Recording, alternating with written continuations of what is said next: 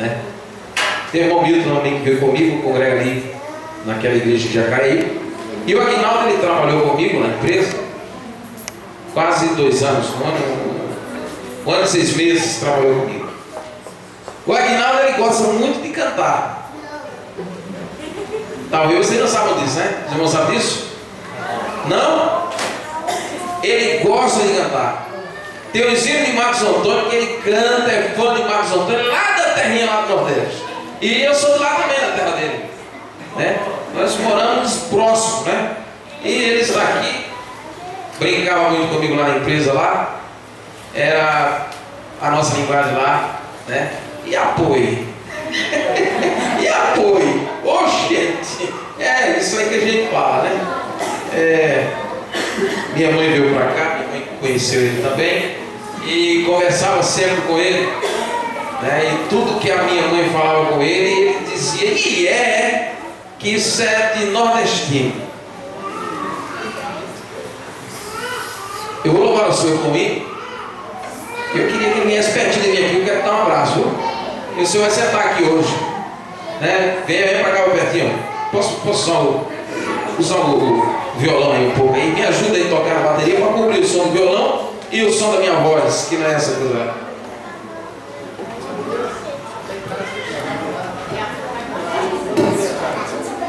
Glória a Jesus. É aqui.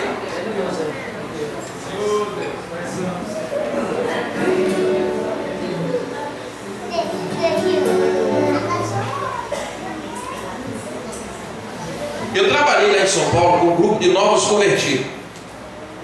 E às vezes a gente pegamos um jovem, o nome dele é Hernandes. E louvamos ao Senhor com o Hernandes, com esse hino. Antes dele aceitar Jesus, ao término daquele culto, na igreja do pastor Vicente Pedro, ele aceita Jesus como seu Salvador. Vem aqui, Grau, vem aqui, vem aqui. Vem aqui, meu irmão, vem cá, irmão Jesus, vem aqui. Aqui perto de mim, vem. Vem, Jesus. Não, o Senhor vai, vem aqui, vem. Porque se eu errar, o Senhor me ajuda, vem. Só canta primeiro, vem aqui, vem. Vem cá, irmão Jesus.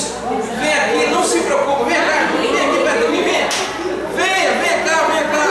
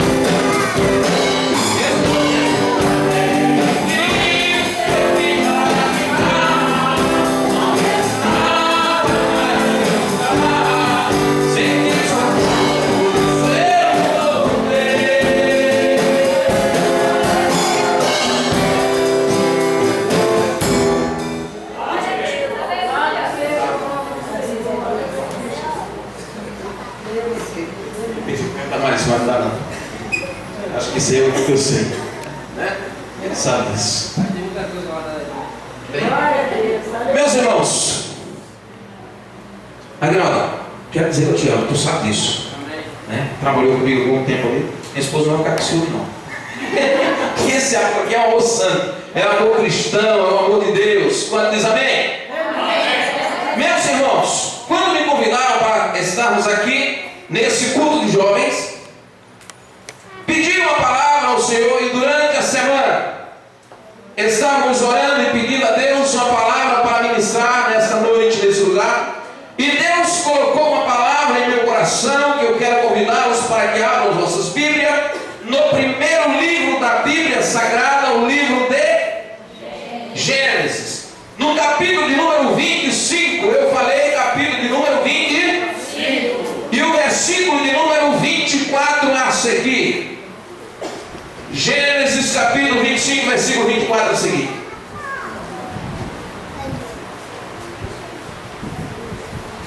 Quantos encontraram? Digo bem? Amém. Passa aí, irmãos. E cumprindo-se, Gênesis 25 e versículo 24. E cumprindo-se os seus dias para dar à luz, eis gêmeos no seu ventre.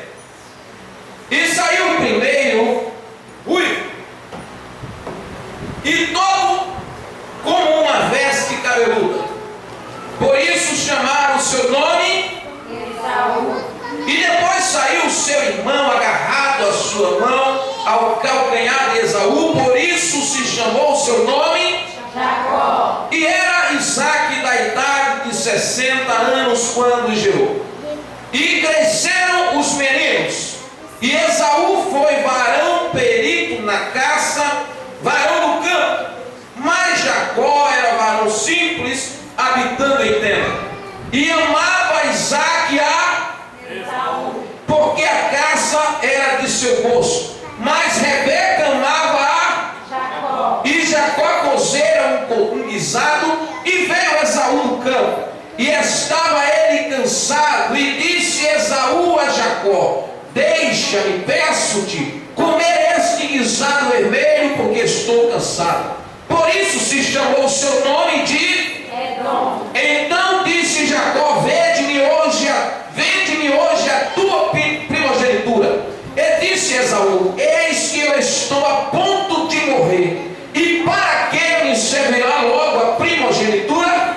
Então disse Jacó: jura-me hoje. E jurou-lhe, e vendeu a sua primogenitura a Jacó. E Jacó deu pão a Esaú, e o guisado das lentilhas, e ele comeu e bebeu, e levantando-se foi. Assim desprezou Esaú a sua primogenitura. Amém. Podem sentar em nome de Jesus.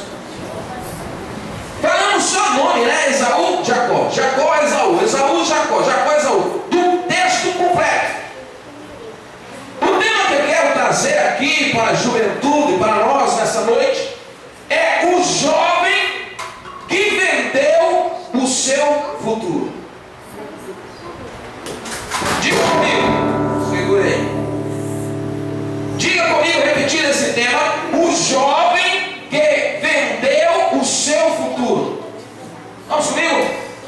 O jovem que vendeu o seu futuro. Quando olhamos, irmãos, na Bíblia Sagrada esse texto, deixe-me dar como introdução aqui algo interessante, para que venhamos a entender a mensagem da palavra de Deus nessa noite. Quero parabenizar essa igreja.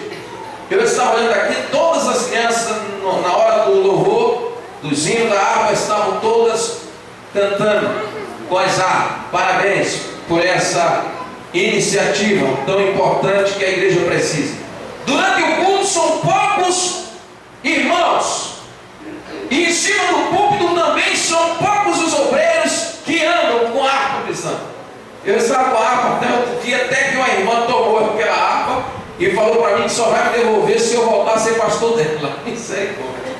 E está lá, nossa irmã Jussara, lá em Cascata, onde pastoreamos ali há algum tempo. Deixe-me dar dar uma introdução da seguinte maneira. Nas Américas, nos Estados Unidos, lá nos postos de gasolina, acompanhe nesse raciocínio, nos postos de gasolina, lá nos Estados Unidos, não existe frentista, não existe as pessoas que te recepcionam, pegam o seu dinheiro, pergunta quanto você quer colocar de combustível e vai lá. Não existe frentista lá nos Estados Unidos. São poucos os postos que dispõem de frentista. Então, o cliente, o motorista, ele tem que chegar no posto de gasolina, ele desce, passa o seu cartão de crédito, o valor que ele quer abastecer o seu veículo, chega lá na bomba de gasolina, de combustível, tira, abre o tanque do seu carro e coloca a gasolina. Depois ele fecha, guarda tudo lá e segue o seu caminho. Em uma dessas viagens, um certo homem, ele estava com a senhora, sua esposa, naquele veículo. Ele para em um posto de gasolina, desce do seu veículo, assim como todos, abre o tanque do seu carro, passa o cartão de crédito, digita quanto ele quer, coloca o combustível e guarda tudo normalmente, entra dentro do seu carro e vai embora. Poucos quilômetros dali, ele fala para sua esposa, disse: eu deixei o tanque de combustível aberto, esqueci a tampa do tanque em cima da bomba de gasolina. E a esposa dele falou para ele: volta, que estamos a poucos quilômetros, nós estamos perto desse posto. E ele disse: mas é apenas uma tampa. E com certeza, assim como eu esqueci essa tampa do tanque de combustível naquele posto de gasolina, outros e outros e outros esqueceram também a tampa do seu tanque no posto mais adiante. Então vou fazer o seguinte: vou continuar a minha viagem e no próximo posto eu vou parar e vou procurar se tem uma tampa que dá certinho no meu tanque. E ela mais uma vez aconselhou e disse: volta, estamos perto ainda. E ele disse: não, vamos na frente. E ele continua a sua viagem e chega no outro posto de gasolina. Ele encontra uma tampa que deu certinho no seu tanque. E ele põe aquela tampa e trava, entra dentro do seu veículo e fala para sua esposa, ele ufano, ele disse para ela: encontrei uma tampa bem melhor do que a nossa. E ela disse: por que melhor do que a nossa? Porque a nossa não tinha chave. E o tanque, a tampa que eu encontrei, ele tem chave. Então eu coloquei no tanque e travei. Agora onde chega a história? E ela disse: cadê a chave? Há momentos em nossas vidas que algumas escolhas, a princípio, parecem muito bonitas, parecem muito belas, algumas atitudes que nós tomamos, mas a Bíblia nos ensina que há caminhos que para o homem parece direito, parece perfeito, mas o seu fim é a...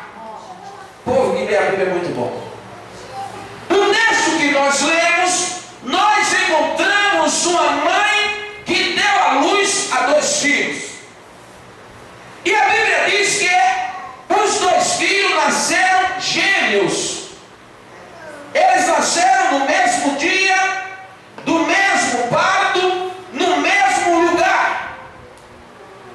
Porém, o que difere entre o primeiro filho e o segundo filho gêmeo era apenas um detalhe. E a Bíblia mostra esse detalhe. A Bíblia diz que na hora do parto nasce o primeiro filho. E quando aquela primeira criança sai do ventre da sua mãe, alguém já amarra uma fita, porque de repente volta de novo naquele, nasce ou não nasce, e diz: esse nasceu primeiro. Ou seja, você tem 2 filhos, disse para a mãe: você tem 2 filhos, mas quem nasceu primeiro é esse. criança, um garoto, que era bem peludo, colocaram o seu nome de Esaú, que significa vermelho ou peludo. Preste atenção. Naquela época em que ele nasceu, entre as nações circunvizinhas, havia algo muito importante para eles. Era algo chamado primogenitura. Diga comigo, primogenitura. É um nome até difícil e feio. Não é verdade? Já ouviu falar esse nome, Aguinaldo? Primogenitura. Ou seja, o primeiro filho. Entre as nações, naquela época, havia essa lei chamada a lei da primogenitura. Ou seja, a criança que nascesse primeiro em um lar, e aquela criança fosse do sexo masculino, ele tinha por direito e por lei em receber algo chamado primogenitura. O que era isso? A primogenitura dava direito a Esaú das seguintes coisas: se o seu pai viesse a faltar, Esaú era o chefe de família que assumiria o lugar do seu pai. Segundo, quando Esaú, como primogênito da família, sentava na mesa, a porção maior dos filhos seria dele. Quando o seu pai fosse repartir a terra que ele tinha por herança, o seu filho mais velho recebia 2 vezes mais do que qualquer outro filho. Quando eles iam fazer qualquer coisa, a primeira pessoa depois do pai de família era o filho primogênito. E isso era uma coisa que era muito valiosa entre eles. E além do mais, quando se tratava de ser filho primogênito, era como se dissesse: olha, você é o primeiro filho, não é? Então você tem que ficar atento, porque a raiz de Jessé, o Salvador, aquele que vai salvar o mundo do seu pecado, ele vai nascer da tua família, ele vai nascer dos teus descendentes. Então era uma honra muito grande, tanto financeira, tanto material, quanto também espiritual, para um filho que nascesse em um lar e ele fosse o filho primogênito. Quantos entenderam até aqui? Digam amém. Amém. E esse filho, chamado Esaú, ele nasce em um lar e ele tem essa primogenitura. Ele era o primogênito. E a Bíblia diz, voltando ao texto, o tema diz o seguinte: que este moço chamado Esaú, no versículo 27, ele tinha, além de ser primogenitor, além de ele ter essa lei da primogenitura, além de ele receber os melhores quião, que é a herança do seu pai, as terras do seu pai, o melhor prato, o melhor verso, tudo que fosse melhor, vinha sempre para o seu filho mais velho. Além dele ter tudo isso, a Bíblia diz que ele ainda tinha algo especial. A Bíblia diz que ele era caçador. O que era caçador naquela época? Era alguém que saía em busca de uma caça. Ou seja, se pegasse Esaú e soltasse dentro de um matagal, podia ficar tranquilo que daqui a pouco ele chegava na sua casa com uma paca, com um tatu, ou com um guará, seja o que for, ele trazia alguma coisa para comer. E a Bíblia, quando mostra essa sua profissão, a Bíblia ainda diz o seguinte: que ele era caçador, e não só isso, ele era perito em caça. O que é uma pessoa perito em caça? Isso quer dizer o seguinte: se eu sou caçador e Esaú também é caçador, nós iríamos caçar juntos.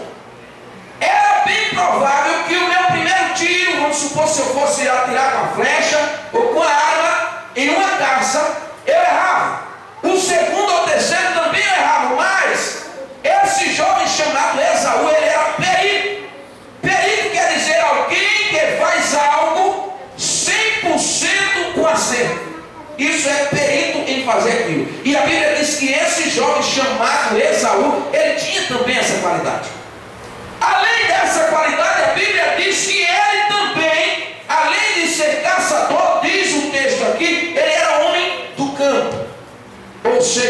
podia soltar ele dentro de uma mata, que ele jamais morreria de fome. Além de ele ter todas aquelas qualidades, além de ele ter todo esse benefício à sua vida, ele ainda era homem do campo. Podia vir luto do jeito que fosse, ele dizia: morrer de fome não vou. Podia soltar ele dentro da mata e ele rompia do outro lado, porque ele era homem do campo. Ele sabia lidar com a vida, ele sabia passar por prova, ele sabia passar por dificuldade. Ele atravessava uma montanha e saía do outro lado como vencedor. Quantos dizem amém? Amém.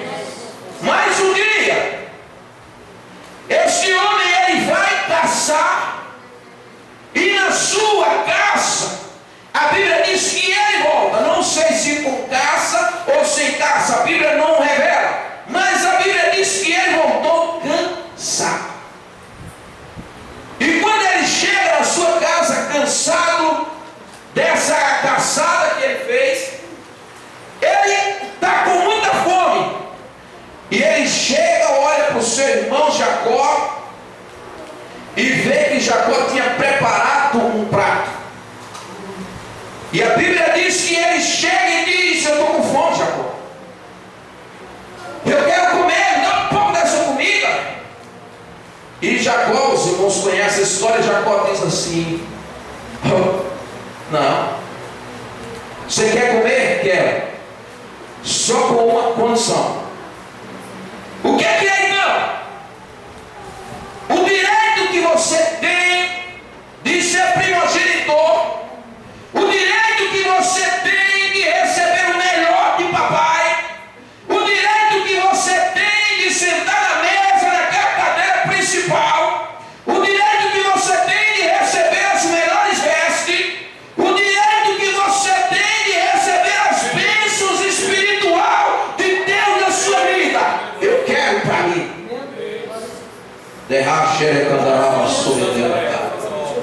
Às vezes, quando lemos esse texto, nós não paramos para entender a superioridade do texto sagrado. Mas era isso que Jacó estava dizendo: eu quero receber isso que eu não tenho e você tem.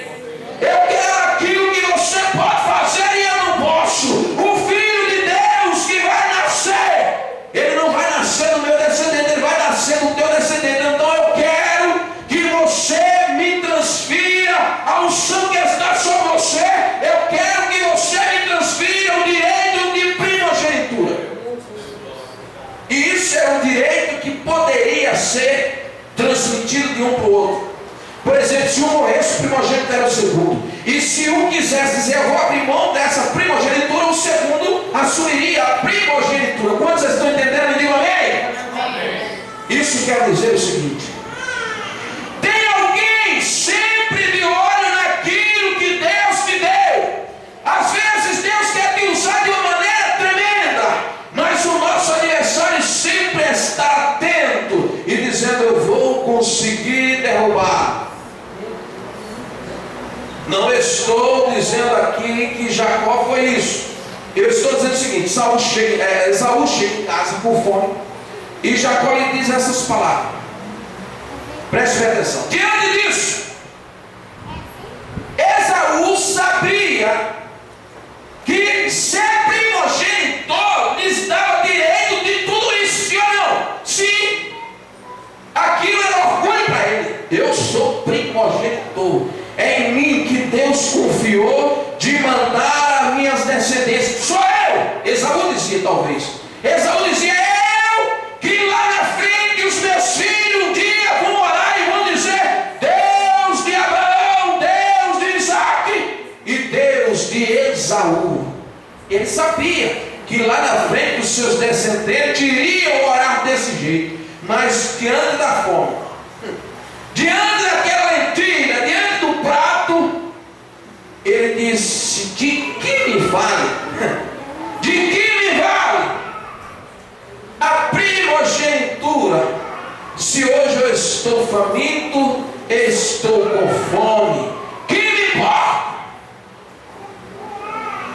E assim diz o texto sagrado, versículo de número 34: e assim desprezou Esaú o direito de ser primogenitor, e assim desprezou Saul as brilhar. Da xerre da cama, nova xerre e adenaço. A minha mensagem nesta noite é o jovem que trocou o seu futuro, que vendeu o seu futuro. Ele sabia que era através dele que Deus iria fazer toda a linhagem do povo de Israel. Era através de Esaú e não através de Jacó. Mas quando Esaú chega lá, com aquela fome, o prato é bonito. O prato estava bonito. O prato é gostoso. O prato enche os olhos do homem. Entendem agora, jovens? Você está me entendendo, jovem? Quantas vezes o nosso adversário, para tirar aquilo que Deus te deu, para tirar a tua chamada, para tirar o teu ministério, ele coloca alguém com pratos cheios de lentilha na sua frente, e na hora que você mais precisa, na hora que você está mais carente, é a hora que ele lança na sua frente uma jovem tão bela. E você olha e diz: é bela, é bonita, encheu os olhos, e todos em minha volta de partem para cima. E o conselho que eu tenho para te dizer nesta noite: não despreze aquilo que Deus te deu pelo prato de lentilha lançado pelo adversário. Louvado seja o nome de Jesus. Quantos jovens, senhores e senhoras, abrem mão de sentar nesse banco como os senhores, como as senhoras estão sentadas? Quantos jovens abriram mão de sentar aqui no banco, de exaltar e glorificar o nome do Senhor? Abriram mão e trocaram a sua salvação e trocaram a sua chamada pelo prato de lentilha. Outros trocaram às vezes pelo gole de bebida. Outros trocaram por 3 dias de prazer no carnaval. Jovem, não troque o seu futuro, não venda o seu futuro. Se você está aqui nesta noite, é porque Deus te chamou, Ele te escolheu. Louvado seja o nome de Jesus para todo sempre.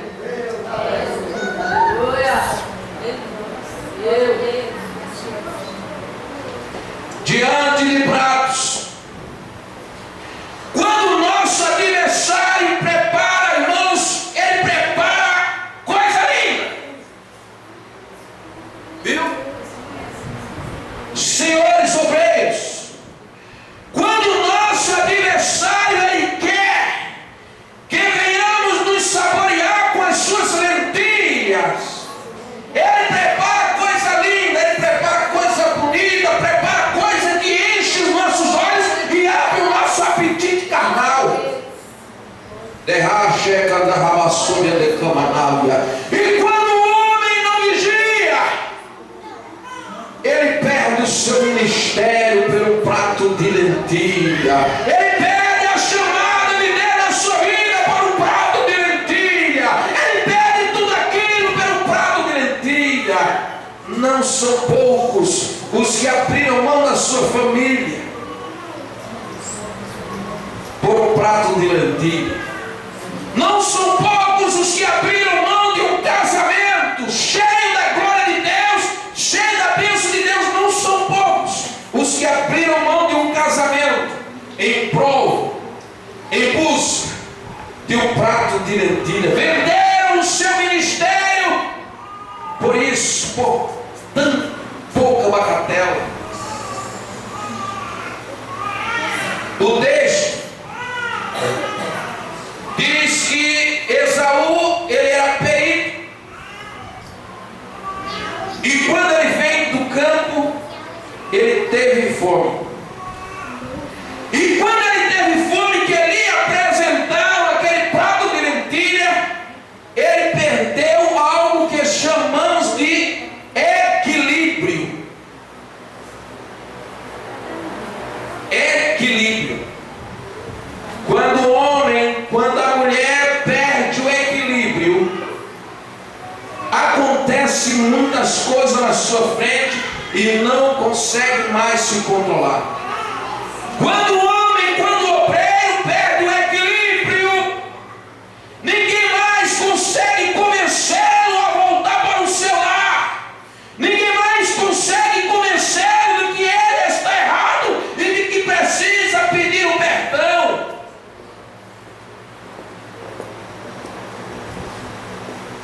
é difícil.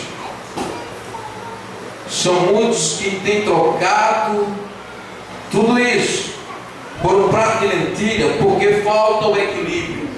O texto que foi lido nessa noite fala, na leitura oficial, de 4 homens: Daniel, Azarias, Ananias e Azael, Misael.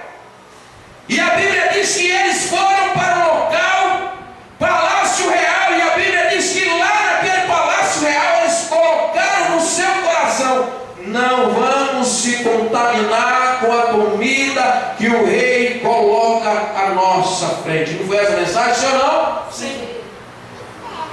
Então a palavra de Deus nessa noite é: não venda o seu direito de primogenitura, o seu direito de cidadão do céu, por nada neste mundo. Ai, Lourenço. Mas diz aí, ajuntou a fome com o desejo de comer, o apetite desordenado se abriu, o desequilíbrio chegou. E outros dizem assim: você fala assim porque você não estava no meu lugar. Outros ainda, para se justificar, dizem: a carne é fraca. Tem muitos tipos de justificativa, mas a Bíblia diz que o Espírito é forte. E se você tem perdido o desequilíbrio, e tem perdido o equilíbrio e não consegue se equilibrar mais, a Bíblia diz é porque você perdeu o gosto do Espírito Santo. Você perdeu o fruto do Espírito, porque o fruto do Espírito diz que é temperança e domínio próprio. Pode dizer amém? Amém. Quando se perde o equilíbrio, você perde o domínio próprio. E quando se perde o domínio próprio é porque você não está no Espírito, mas não está no Espírito. E quando o homem perde o desequilíbrio, quando o jovem perde o desequilíbrio, assim como Esaú, ele joga tudo para o ar. Ele joga tudo para cima. Se eu perguntasse, os irmãos diriam, ou levantariam a mão: quantas vezes nós já ouvimos alguns irmãos, alguns jovens, alguns obreiros, dizendo a expressão da seguinte maneira: irmãos, há momento que eu penso em jogar tudo para o ar. Já ouviram, senhor, não? Sim. Há momento que dá vontade de jogar tudo para o ar, porque está perdendo o equilíbrio. Está perdendo o equilíbrio diante de lentilha, ou diante talvez de provações ou de dificuldades. Mas saiba de uma coisa: assim como Jesus venceu as tentações e as provações, nós também podemos vencer. Porque Paulo disse sobre vós: não vem tentações maior do que a que vocês podem suportar. Então não largue nada na sua vida por nada nesse mundo.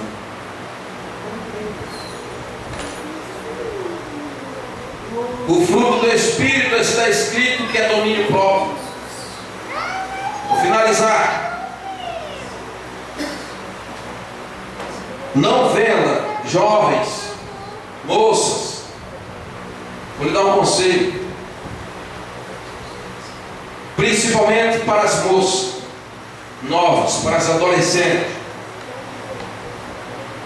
O tema é: o jovem que vendeu o seu futuro. O conselho que eu vou dar para jovens é: não perca a sua liberdade por uma gravidez indesejável e prematura. Tudo tem o seu tempo determinado por Deus. Até para o namoro tem tempo certo, para o noivado tem tempo certo, e para o casamento também tem tudo o tempo certo. As senhoras e os senhores veem aí, estampados em noticiários, mais do que tudo, de jovens que venderam o direito de serem felizes para viver ao lado de alguém que não tem valor à vida. Alguém que chega a dizer publicamente que ele só tem amor pela sua própria mãe. O infeliz é esse. Ele não pode, jovens, comprar o seu direito de ser feliz e o seu direito de vida eterna. Não pode. Jovens, não venda a sua liberdade. Não venda a sua liberdade por um cigarro. Não venda a sua liberdade por um trago, por um gole de bebida. Não venda a sua liberdade por isso. Por quê? Mas é só um trago. Se vocês procurarem saber dos homens mais viciados, que às vezes estão soltos atrás das grades, ou fazendo coisas absurdas que não convém nos falar, e se perguntar para ele, ele vai dizer que tudo começou a partir do primeiro trago, do primeiro gole. Então, em nome de Jesus, quando Satanás vir com essas oferendas, com essas coisas, diga para ele: eu sou mais ficar com meu Senhor. Aleluia. A fome é grande, o apetite é maior ainda do que os nossos próprios olhos, mas existe algo lá na frente, na eternidade, que nós não conseguimos ver daqui, só dali. Então nós precisamos prismar por isso. Esaú sabia, vou concluir. Esaú sabia que, como ele era primogenitor, isso se tratava das suas bênçãos futuras, das suas bênçãos espirituais, que traria o Messias para ser Salvador de Israel. Mesmo ele sabendo disso, ele disse: eu abro mão da minha primogenitura. Para mim não vale a pena ser crente. Para mim não vale a pena ouvir os conselhos que papai dizia e que mamãe dizia. Jacó, o que você quiser pode assumir, porque eu não quero mais saber desse negócio de Messias, de futuro, de povo de Israel. Não quero mais saber disso. Essa foi uma resposta que deu Esaú. E a Bíblia diz, os irmãos conhecem o texto, que quando ele vem para casa um certo dia, a bênção dessa primogenitura o seu pai Isaac tinha dado ao seu irmão Jacó. E quando Esaú chega e vê que Jacó havia sido abençoado com as palavras do papai, que abençoou e disse: olha, tu vais ser abençoado, tu vai dominar, tu vai ser isso, porque tu és o primogênito. E a Bíblia diz que quando Esaú chega, Jacó já tinha abençoado Esaú. Isaac já tinha abençoado Esaú. Aí diz o texto que Esaú chega lá perto do seu pai e diz: papai, me abençoa. Quantos conhecem esse texto? Amém? Amém. Passado-se o tempo, aí ele chega lá e diz: papai, me abençoa. E Isaac diz assim: filho, eu não já te abençoei? Não, papai, o senhor não me abençoou com essas bênçãos de primogênito, o senhor não me abençoou. Ele disse: então teu irmão veio antes de ti e abençoei. E depois que eu abençoei, eu não posso mais revogar essa bênção. E a Bíblia diz que ele chega lá e diz: papai, não tem nenhuma bênção para mim? Uma pequenininha, por menor que seja. Aí a história termina lá assim. Mas no livro de Hebreus, aí nós vamos finalizar lá. Abra a Bíblia aí. Livro de Hebreus, capítulo 11. Há muitas pessoas que talvez não perceberam isso aqui, que quando Isaac abençoou o seu filho Jacó pela fé, ele não negou a bênção e abençoou também a Esaú. Diz o texto aí, Hebreus, capítulo de número 11. Vejamos aqui, capítulo de número 11. E o versículo de número 20. Hebreus 11, 20. Quem pode ler o texto aí? Pela fé, Isaac abençoou Jacó e Esaú, e por quantas coisas. Deus abençoe, irmão. Pela fé, no dia que Jacó chega lá e diz: papai, me abençoe, e a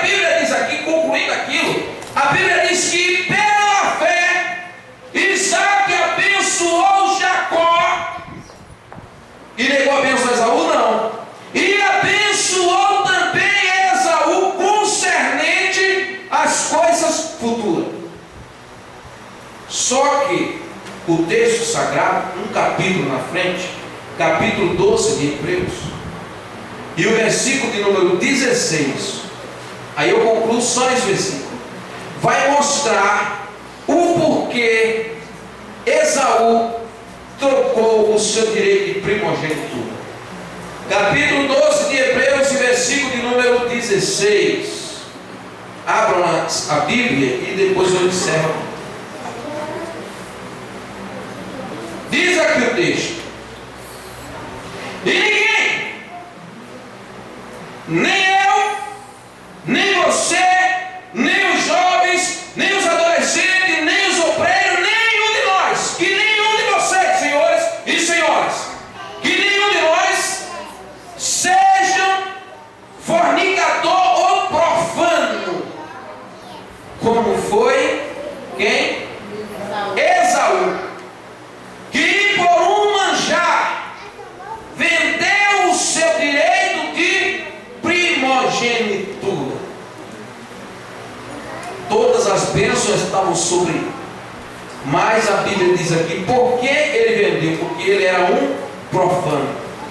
É a Bíblia que diz, ele era um profano. O que é um profano? O que é um profanador? É aquele que não faz caso algum das bênçãos de Deus em sua vida.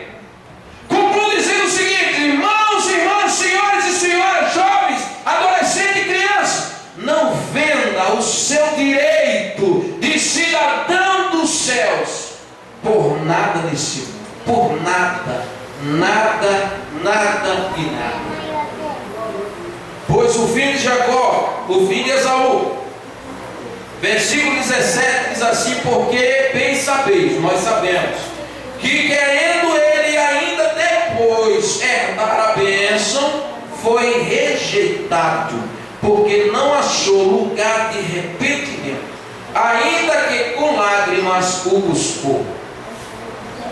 Depois, se trocarmos essa bênção que Deus nos deu, não adianta chorar. Pode chorar rios de lágrimas, que não vamos conseguir mais. Que Deus os abençoe em o nome de Jesus. Agradeço a oportunidade. Louvado seja Deus. Está aí uma mensagem